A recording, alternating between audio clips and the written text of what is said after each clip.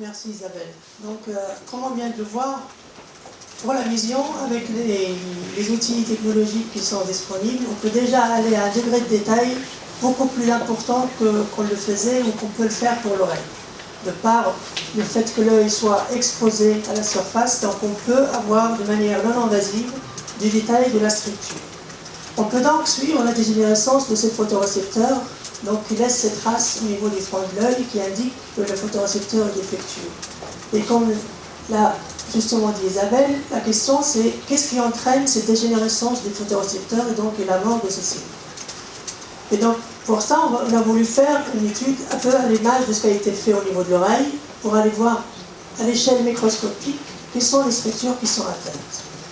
Et au fait, c'est là où on s'est heurté à un handicap majeur, c'est-à-dire les mêmes souris que je vous ai montré tout à l'heure, qui miment parfaitement la situation de ce qui se passe chez l'homme, à savoir que à chaque fois qu'on a un défaut dans le gène USHAR1 ou 2, on a un problème auditif qui a une évolution équivalente à ce qui se passe chez l'homme.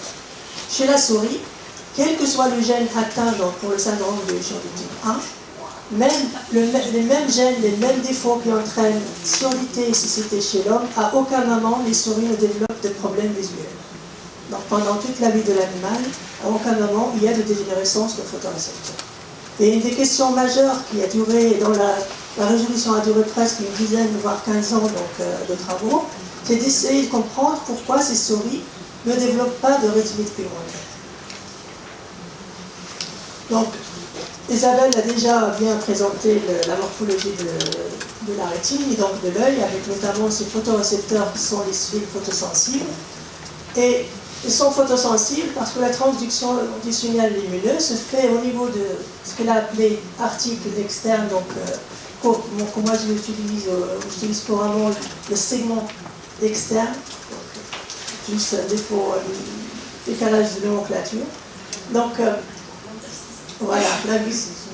Donc la transduction du signal se fait au niveau de ce segment externe qui constitue d'un empilement de disques membranaires et donc où se trouvent les protéines photosensibles et qui vont déclencher le signal et la transduction du signal lumineux. Quel lien avec la pathologie USHAR? Quand on regarde l'expression des molécules USHAR1 chez la souris, certaines sont exprimées dans les photorécepteurs, notamment donc, au niveau de segments internes et externes, donc à la limite des segments externes des photorécepteurs. Mais la plupart de ces molécules USHAR1, comme vous voyez ici, c'est cadérine, l'harmonine, on voit à peine un signal chez la souris.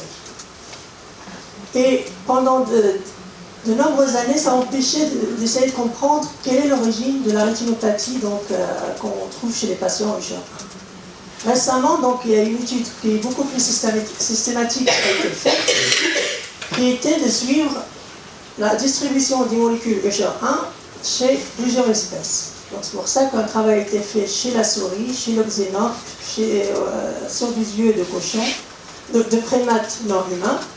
Et de manière surprenante, quand on fait la même étude faite chez la souris, chez l'œil issu d'un primate non humain, ici le macaque, toutes les molécules USHAR1 sont exprimées et bien exprimées. Et si on regarde la position du marquage, où ces molécules se situent, en fait, c'est toujours la jonction entre segment interne et segment externe des photorécepteurs, c'est-à-dire juste en dessous de l'endroit où se fait la transduction du signal. Et une des questions à laquelle on va essayer de répondre, c'est comment expliquer que pour chacun des gènes USHAR1, chez la souris, il n'y a pas de marquage. Chez le macaque ou le primate et le xénope, il y a un marquage et c'est toujours en dessous de ce segment externe. On a donc essayé de regarder ce qui se passe à l'endroit où il y a ces molécules. On a fait de la microscopie électronique et ce que vous voyez ici, c'est les structures de surface des photorécepteurs. C'est l'image typique de ce qu'on trouve dans les livres d'histologie pour décrire un photorécepteur, avec ici le segment interne et le segment externe, lieu de la transduction. Maintenant, ça c'est chez la souris. Si on regarde la même région, mais cette fois-ci issue d'un œil de primate non humain, c'est à peu près la même chose chez le xénope. On retrouve toujours ici le segment interne, le segment externe, mais entre les deux, il y a ce sorte de prolongement membranaire qui vont en fait entourer l'ensemble de la base de ce segment externe. Ces structures, en fait, étaient connues depuis de nombreuses années après, elles ont été oubliées et ignorées. On les appelle processus caliciels. Caliciels, pourquoi? Parce qu'ils forment comme une sorte de calice entourant la base des segments externes.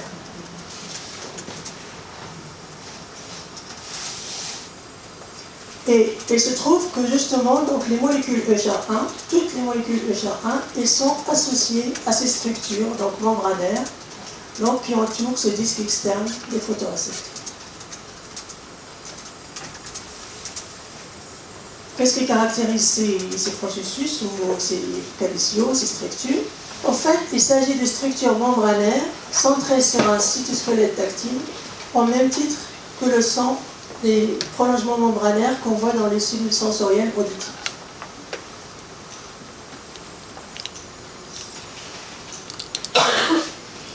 Donc, cette image, cette diapositive, résume la situation.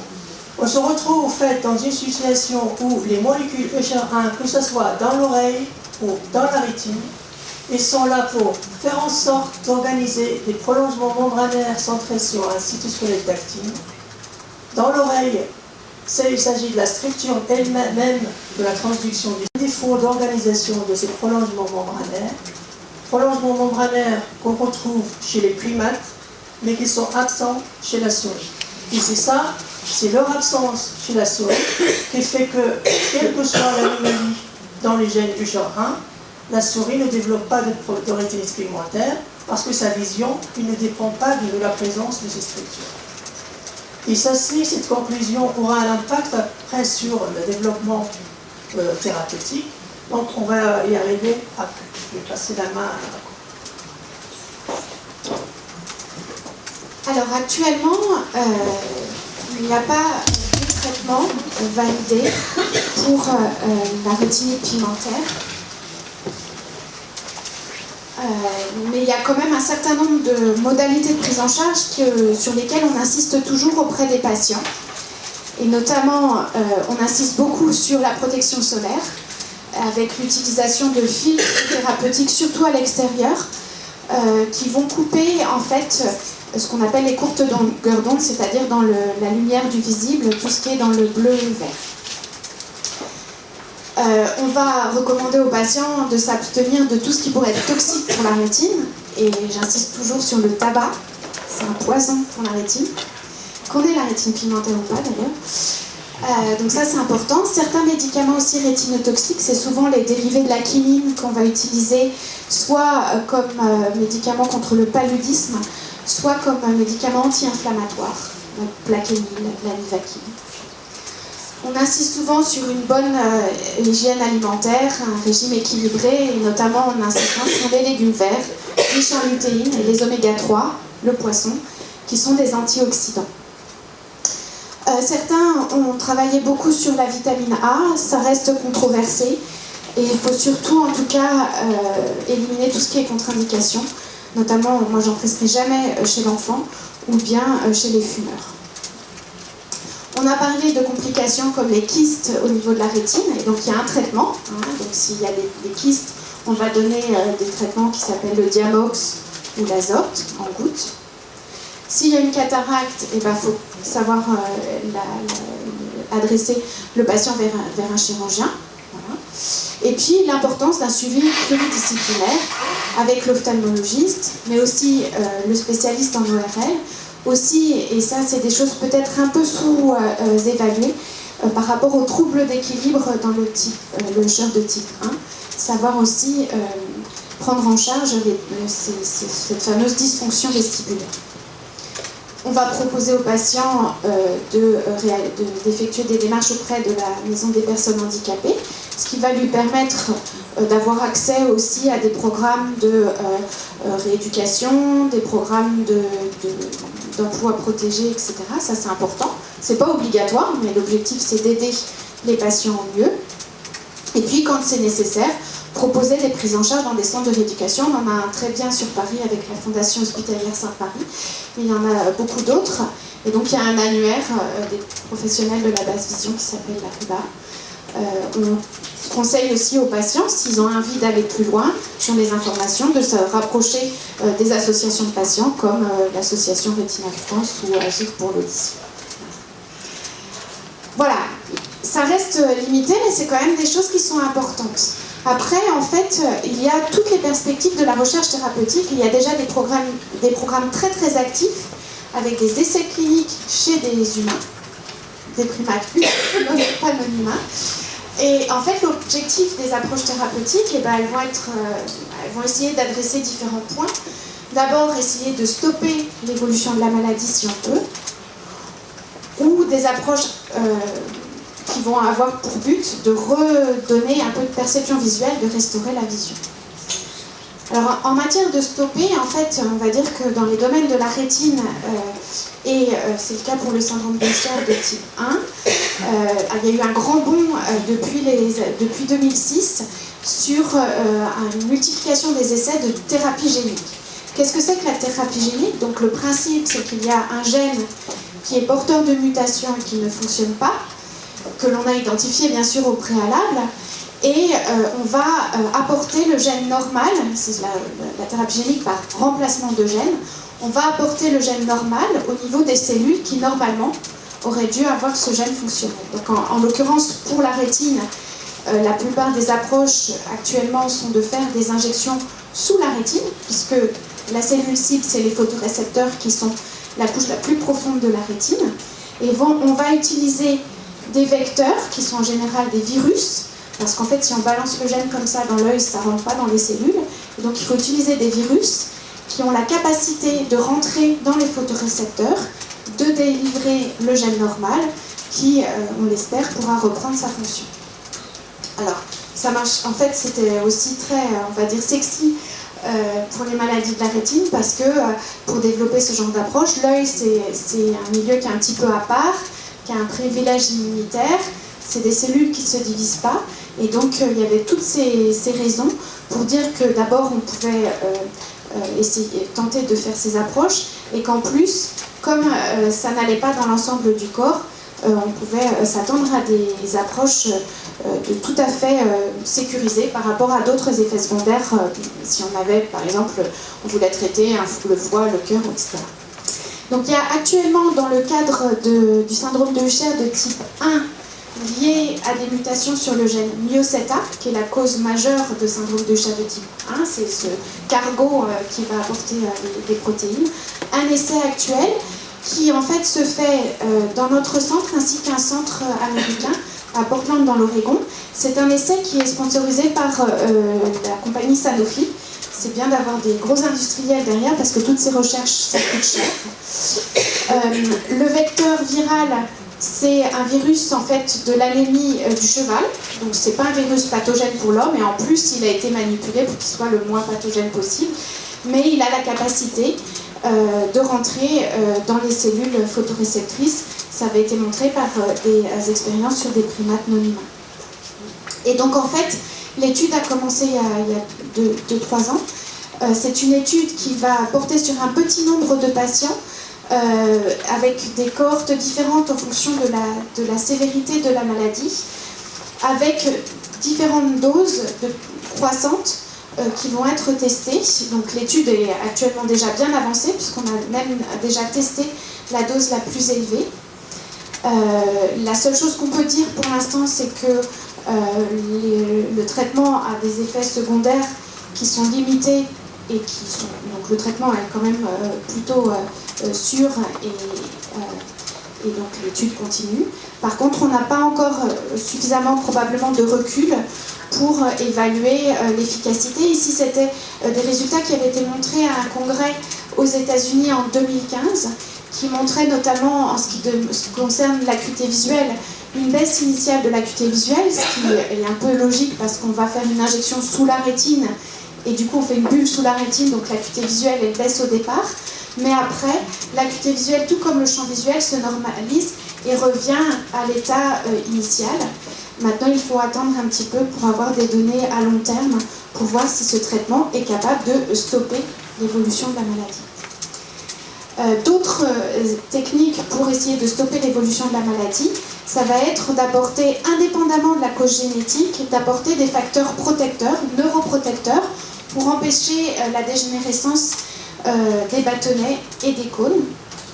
Et en fait, il y a déjà eu un essai qui a été fait avec un facteur de survie qui s'appelle le CNTF, qui pour l'instant donne des résultats encourageants dans le sens où l'œil qui est traité a plus de cellules photoréceptrices et la rétine est plus épaisse du côté traité que du côté non traité. Sauf que quand on fait des champs visuels chez ces patients-là, l'œil traité a un champ visuel moins bon que l'œil non traité. Donc ils ont plus de cellules mais elles fonctionnent moins bien. Donc ce n'est pas encore tout à fait la panacée. Je vous parlais des facteurs protecteurs fabriqués par les bâtonnets qui maintiennent les cônes en vie. Il y en a un qui a été identifié dans l'équipe du professeur Sahel, qui s'appelle RDCVF. RDCVF, c'est pour ROD, c'est les bâtonnets Derived Cone Viability Factor. C'est ces fameux facteurs fabriqués par les bâtonnets et qui maintiendraient les cônes en vie. Donc ça a été testé sur de nombreux modèles animaux et on espère pouvoir débuter des essais de thérapie avec ce facteur donc protecteur des bâtonnets à plus ou moins court terme. Et ensuite, donc ça c'était pour stopper, correction génique ou apporter des facteurs neuroprotecteurs. Et puis ensuite, essayer de restaurer la vision. Et donc là, il y a tous les travaux dont vous avez probablement entendu parler de la rétine artificielle, dont l'objectif est de placer une petite puce à la surface ou sous la rétine, selon des protocoles de recherche, pour suppléer au manque de photorécepteurs. Cette rétine artificielle est, selon les protocoles, soit directement captatrice de lumière, soit reliée à une caméra qui va transmettre le signal visuel à la petite puce électronique. Donc c'est des études qui sont en cours, qui donnent une certaine perception visuelle. Bien sûr, la technique va être amenée à s'améliorer pour améliorer encore plus les résultats de ce genre d'approche de restauration visuelle. Enfin, il y a des choses qui sont plus dans le domaine des études précliniques avant les humains. Très rapidement, il y a tout le domaine de ce qu'on appelle l'optogénétique. L'objectif de l'optogénétique, c'est qu'on a dit que les cellules photoréceptrices, elles sont capables de capter la lumière et d'initialiser la vision, mais pas les autres cellules qui communiquent avec les photorécepteurs. Et donc là, l'idée, c'est que quand on n'a plus de photorécepteurs, eh ben, on va essayer soit de stimuler les photorécepteurs restants et les forcer à capter la lumière, soit transformer les cellules sous-jacentes qui normalement ne captent pas la lumière mais reçoivent uniquement le signal des photorécepteurs pour les transformer en cellules visuelles elles-mêmes captatrices de lumière. C'est l'optogénétique. Et puis il y a tout le champ de la médecine régénérative avec les cellules souches. Les greffes de rétine, ça ne marche pas. Et donc l'idée avec les cellules souches, c'est d'utiliser des cellules, on va dire, neutres qui auraient gardé la capacité de rétablir des connexions nerveuses avec la rétine normale. Voilà toutes les perspectives. Et donc dans ce cadre-là, alors je passe sur le reste, dans ce cadre-là, vous voyez que c'est très encourageant et Aziz va nous parler d'autres programmes, mais il est vraiment fondamental que tous les patients qui ont des atteintes rétiniennes, notamment dans le cadre du syndrome de Usher, soient bien conseillés, soient au moins référencés dans un des centres de référence de maladies rares en France, pour aussi qu'on leur propose une recherche génétique pour préparer ces essais.